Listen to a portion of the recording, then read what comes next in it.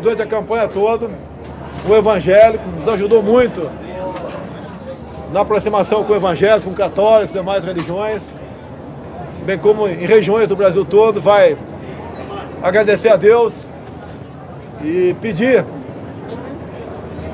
sabedoria para que nós possamos continuar nessa jornada rumo à presidência da República. Magno Malta com a palavra. Nós começamos essa jornada orando.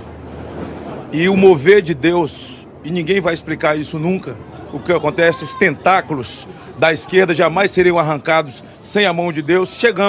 Começamos orando e mais que justo que agora oremos para agradecer a Deus. Então vamos dar nossas mãos todos e vamos orar nesse momento. Senhor, meu Deus e meu Pai, nesse momento nós te somos agradecidos. Foram anos de luta, falando com o povo, pedindo a tua proteção, falando sobre família, falando sobre país, cuidado das nossas crianças, Deus na vida da família, na vida do Brasil, lutando contra a corrupção, enfrentando tudo e todos.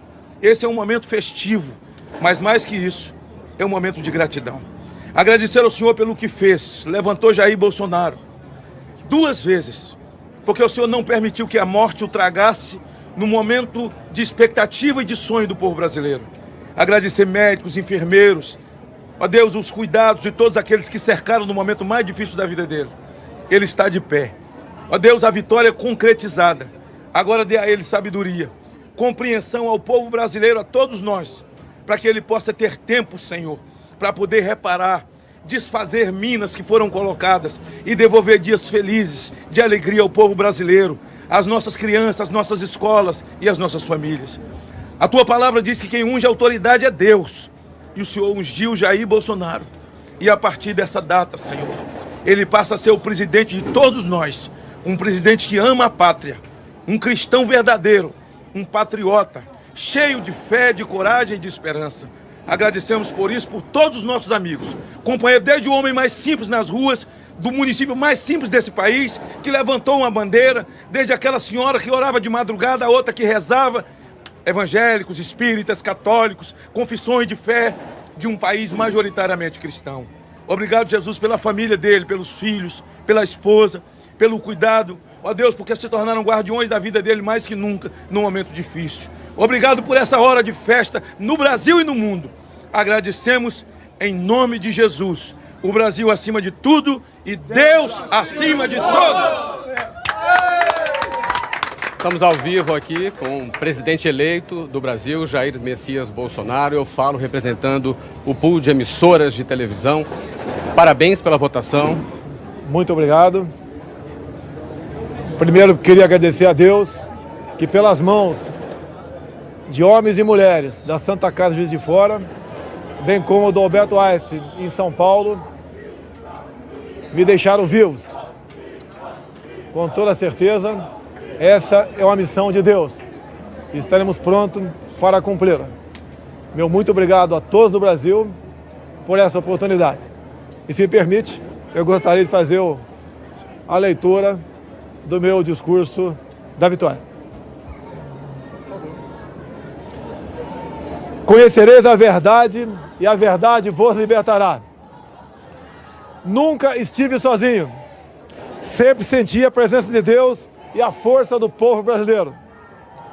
Orações de homens, mulheres, crianças, famílias inteiras que, diante da ameaça de seguirmos por um caminho que não é o que os brasileiros desejam e merecem, colocar o Brasil, nosso amado Brasil, acima de tudo.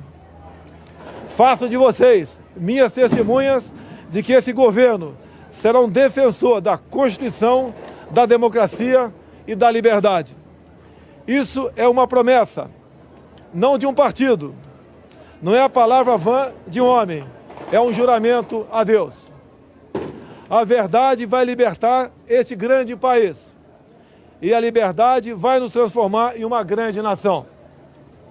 A verdade foi o farol que nos guiou até aqui e que vai seguir iluminando o nosso caminho. O que ocorreu hoje nas urnas não foi a vitória de um partido, mas a celebração de um país pela liberdade. O compromisso que assumimos com os brasileiros foi de fazer um governo decente, comprometido exclusivamente com o país e com o nosso povo. E eu garanto que assim o será. Nosso governo será formado por pessoas que tenham o mesmo propósito de cada um que me ouve nesse momento. O propósito de transformar o nosso Brasil em uma grande, livre e próspera nação. Podem ter certeza que nós trabalharemos dia e noite para isso. Liberdade é um princípio fundamental. Liberdade de ir e vir, andar nas ruas, em todos os lugares desse país. Liberdade de empreender, liberdade política e religiosa, liberdade de informar e ter opinião, liberdade de fazer escolhas e ser respeitado por elas. Este é um país de todos nós, brasileiros natos ou de coração, um Brasil de diversas opiniões, cores e orientações. Como defensor da liberdade, vou guiar um governo que defenda e proteja os direitos do cidadão, que cumpre seus deveres e respeita as leis. Elas são para todos, porque assim será o nosso governo, constitucional e democrático. Acredito na capacidade do povo brasileiro, que trabalha de forma honesta, de que podemos juntos, governo e sociedade, construir um futuro melhor. Esse futuro de que falo e acredito passa por um governo que crie condições para que todos cresçam. Isso significa que o governo federal dará um passo atrás, reduzindo a sua estrutura e a burocracia, cortando desperdícios e privilégios, para que as pessoas possam dar muitos passos à frente. Nosso governo vai quebrar paradigmas. Vamos confiar nas pessoas. Vamos desburocratizar, simplificar e permitir que o cidadão, o empreendedor, tenha mais liberdade para criar e construir o seu futuro. Vamos desamarrar o Brasil. Outro paradigma que vamos quebrar. O governo respeitará de verdade a federação. As pessoas vivem nos municípios. Portanto, os recursos federais irão diretamente do governo central para os estados e municípios.